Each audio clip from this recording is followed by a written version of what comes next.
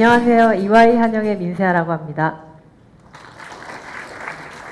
저는 오늘 여러분들께 우리가 주변에서 쉽게 볼 수 있는 공개 와이파이로 인한 개인정보, 금융정보 유출의 위험성과 이를 예방하기 위한 예방 수칙 몇 가지를 알려드리려고 합니다. 발표에 앞서서 여러분들께 여쭤보고 싶은 게 있는데요. 혹시 지금 노트북이나 스마트폰을 와이파이에 연결해서 쓰고 계신 분 있으실까요? 아니면 오늘 한 번이라도 와이파이에 연결해서 써보신 분? 나머지 분들은 한 번도 안 써보신 분들인가요? 혹시 이 프로그램 아실지 모르겠습니다. 어서와 한국은 처음이지라는 프로그램인데요. 외국인 친구들이 우리나라에 며칠 머물다 가는 프로그램인데 이때까지 정말 많은 국가의 외국인 친구들이 우리나라에 머물다 갔습니다. 그런데 이 외국인 친구들이 우리나라에 올 때마다 정말 놀라워하는 점이 있었습니다. 무엇일까요? 바로 어느 곳에서나 와이파이를 만날 수 있다는 점이었는데요. 우리가 아침에 눈을 떠서 지하철을 타고 출근할 때, 그리고 회사에 도착해서 회사를 마치고 친구들과 카페에서 커피 한 잔을 할 때도 우리는 쉽게 와이파이를 만날 수 있습니다. 보통 카페나 공공장소에 가면 암호 없이 와이파이가 제공되거나 아니면 영수증 같은 거에 와이파이의 비밀번호가 적어서 제공되죠. 이렇게 우리 주변에서 쉽게 만날 수 있는 와이파이가 근데 과연 안전하기만 할까요? 이거에 대해서 혹시 고민해 보신 분 있을까요? 올해 3월에 난 기사인데요. 단순히 와이파이에 연결하기만 했을 뿐인데도 악성 앱이 여러분들의 스마트폰에 설치됐다는 기사입니다. 우선 와이파이 신호는 생각보다 굉장히 민감하고 해커들에게 해킹당하기 쉽습니다. 악용당하기도 쉽고요. 이와 비슷한 사례로 2016년에 똑같이 062 와이파이에 연결하기만 했는데도 스마트폰에 악성 앱이 설치돼서 이제 그 앱은 사용자 스마트폰에 수신되는 문자 메시지를 탈취하는 앱이었고요. 그렇게 탈취된 문자 메시지를 가지고 해커가 사용자들의 개인정보를 가지고 포털 사이트에 불법으로 가입해서 불법 계정 11,256개를 불법으로 생성한 적이 있었습니다. 이렇게 불법으로 생성된 계정을 해커는 마케팅 회사에 팔아서 이득을 취했고요. 그냥 와이파이에 연결하기만 했는데 악성 앱을 설치하는 게 정말 가능할까요? 한번 시연 동영상을 통해서 확인해 보도록 하겠습니다. 순천향대학교 임강빈 교수님 연구실에서 도와주셨고요. 확인해 보도록 하겠습니다. 특정 스마트폰 제조사에서는 업데이트 센터라는 앱을 제공하는데요. 이 업데이트 센터라는 앱에서는 사용자가 어떤 앱을 설치하고 있는지 그리고 어떤 앱을 업데이트하고 있는지를 확인할 수 있습니다. 해커가 가짜로 만들어 놓은 와이파이인 KT 프리 와이파이에 연결을 해보도록 하겠습니다. 이 스마트폰은 여러분의 스마트폰이고 뒤에 있는 PC 화면은 해커의 화면이라고 생각해 주시면 좋고요. 이렇게 와이파이에 연결하기만 했을 뿐인데도 업데이트 센터에 들어가서 확인을 해보면 뭔가 나도 모르는 앱이 설치되고 있는 걸 확인할 수 있습니다. 이렇게 설치된 앱은 사용자의 스마트폰에서 일반적인 계산기 앱으로 사용자를 혼란스럽게 하고 있고요. 하지만 실제로는 이 앱은 사용자의 스마트폰에 수신되는 문자 메시지를 탈취하기 위해서 만들어진 앱입니다. 확인을 해보시면 알 수 있겠죠. 스마트폰에 수신되는 문자 메시지를 PC 화면에서 확인할 수 있습니다.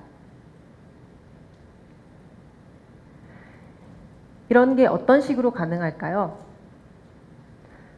해커가 자기가 만들어 놓은 와이파이에 여러분들이 붙었거나 아니면 카페 같은 공공장소에서 해커가 제공되는 와이파이에 똑같이 이름만 만들어서 옆에서 사용자들이 붙기를 기다리거나 아니면 카페에서 기본적으로 제공되는 와이파이보다 더 세게 신호를 송출해서 여러분들이 붙도록 유도했을 수도 있습니다. 이런 식으로 말이죠. 시연 동영상 하나 더 보고 가실게요. 이번에는 와이파이에 연결하기만 했는데 뭔가 설치되는 건 아니고요. 사용자가 직접 뭔가 행위를 하게 해서 설치를 하게 하는 겁니다. 약간의 사회공학적 기법이 들어가는 거죠. 마찬가지로 일반적으로 와이파이를 쓰지 않을 때 인터넷을 들어간 화면이고요. 그리고 와이파이에 연결한 후에 다시 한번 인터넷 화면에 들어가 보겠습니다.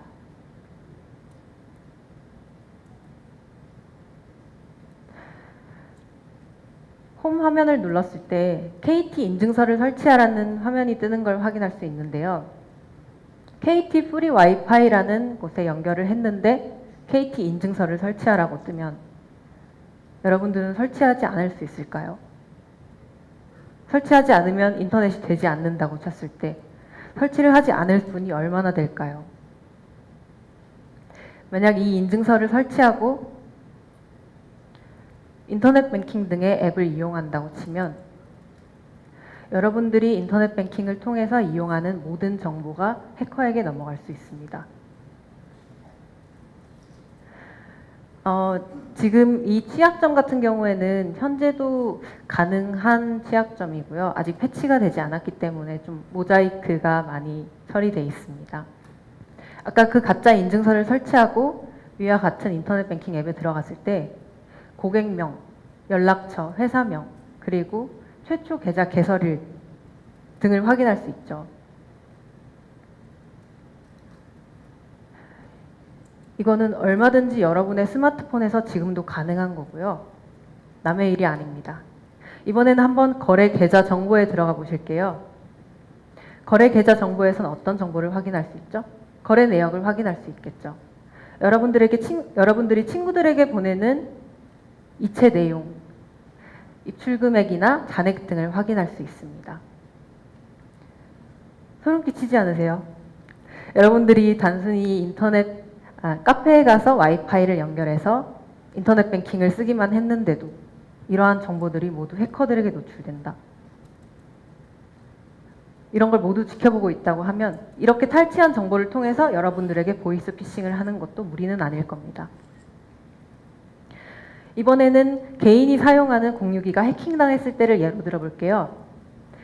보통은 개인이 쓰는 공유기가 해킹당했을 때 이런 화면을 많이 볼 수 있습니다. 파밍이라고 하죠. 인터넷에 들어갔을 때 평소에는 볼 수 없이 이런 창이 뜨게 되는데요. 금융감독원에서 보안 인증 절차를 거치라는 화면이 뜨게 됩니다. 그러면 잘 모르는 사용자들은 보안 인증 절차 거치라고 하니까 내가 쓰는 은행 아이콘을 눌러서 정보를 입력해서 좀 더 안전하게 해야겠다라고 생각하고 개인정보를 입력하기가 쉽습니다. 근데 이렇게 해서 이름, 계좌 정보, 계좌 비밀번호, 보안 카드 정보까지 모조리 입력하게 되면 이렇게 되는 거죠. 어서 와. 이렇게 탈취한 정보를 가지고 해커는 여러분들의 돈을 빼갈 수도 있겠죠.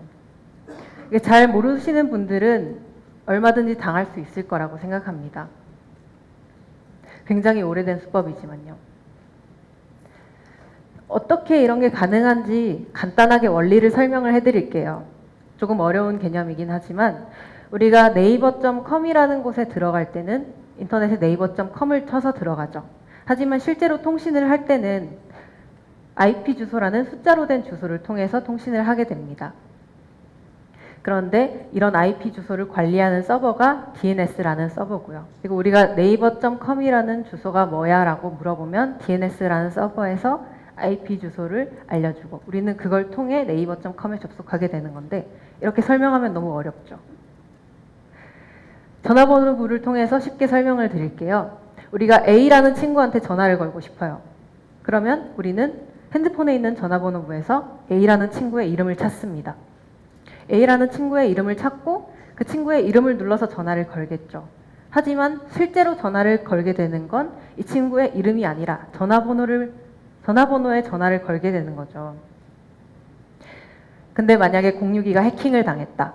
그러면 이 전화번호부가 변조가 되는 겁니다.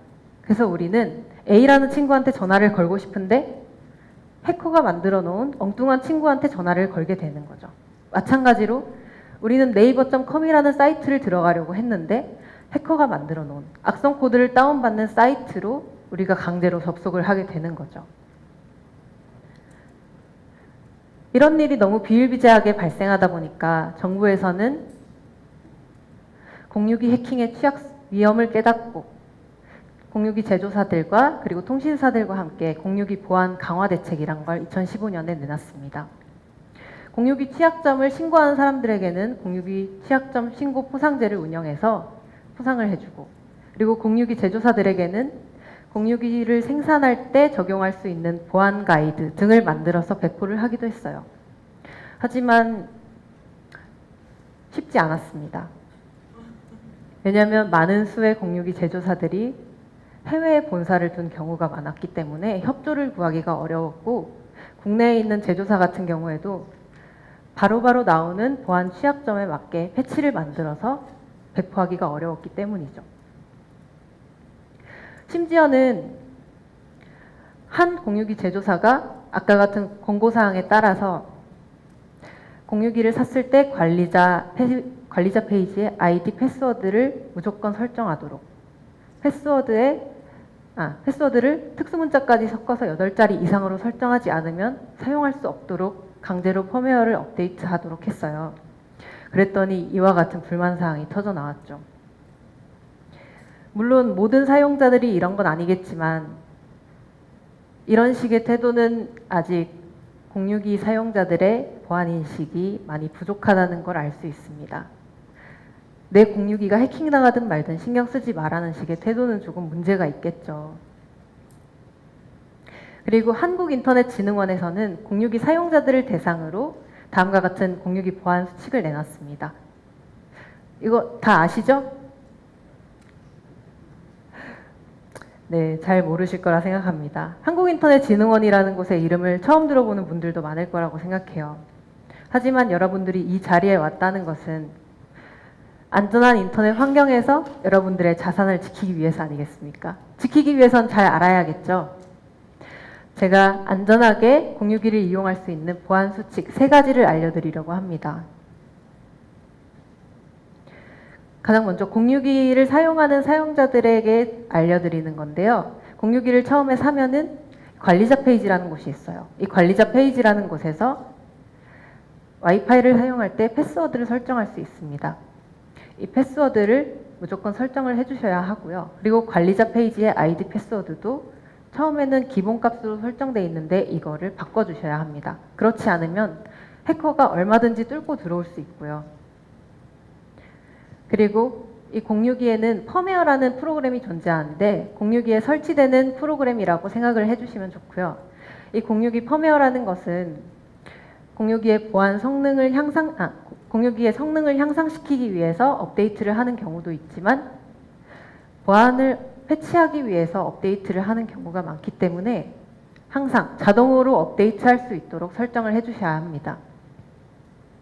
그리고 공공장소나 공용 와이파이를 사용할 때의 보안 수칙인데요.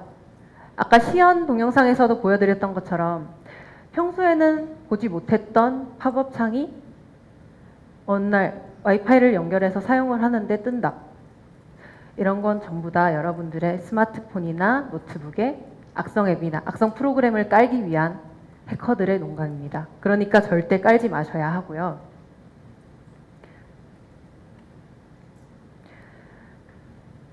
그리고 인터넷 뱅킹 같은 민감한 업무를 수행할 때는 여러분들이 가급적이면 와이파이 환경이 아닌 4G나 LTE망에서 사용을 하셔야 합니다. 주변에 보면은 암호 걸려 있지 않은 그냥 우리가 접속해서 쓸 수 있는 와이파이 굉장히 많이 볼 수 있죠. 하지만 이런 와이파이들은 이미 해커들에게 감염이 된 와이파이일 수도 있고 아니면 해커가 여러분들의 개인정보를 가로채기 위해 만들어 놓은 덫일 수도 있습니다. 그리고 이 와이파이 이름은 얼마든지 조작이 가능하기 때문에 아까 시연 동영상에서 KT 프리 와이파이라고 적혀 있는 거 보셨죠? 얼마든지 조작이 가능하기 때문에 가급적이면 인터넷 뱅킹이나 아니면 중요한 업무를 볼 때는 와이파이 환경에서 이용하시길 바랍니다. 이제 사물 인터넷 시대라고 하죠. 무선 네트워크를 통해서 모든 게 연결되는 시대가 올 겁니다. 정부에서도 이러한 무선 네트워크 보안의 중요성을 알고 다양한 대책을 내놓고 있는데요. 하지만 가장 중요한 건 여러분들의 보안 인식입니다. 여러분들의 공유기가 해킹당해서 계좌 정보가 노출되고 이로 인해서 나의 자산, 나의 돈이 빼나간다고 하더라도 정부나 공공기관, 기업에서 이런 걸 일일이 막아줄 수는 없어요. 그렇기 때문에 여러분들이 보안 인식이 가장 중요하고요. 안전한 인터넷 환경에서 여러분들이 안전한 인터넷 환경에서 여러분들이 안전한 웹서핑이라든지 아니면 생활을 할 수 있도록 아까 말씀드린 수칙들을 잘 알고 실천하는 것이 중요합니다. 알고 있는 것을 실천하는 것이야말로 사이버 세상에서 여러분들이 내 자산을 지키는 가장 빠른 지름길입니다. 발표 마치도록 하겠습니다. 감사합니다.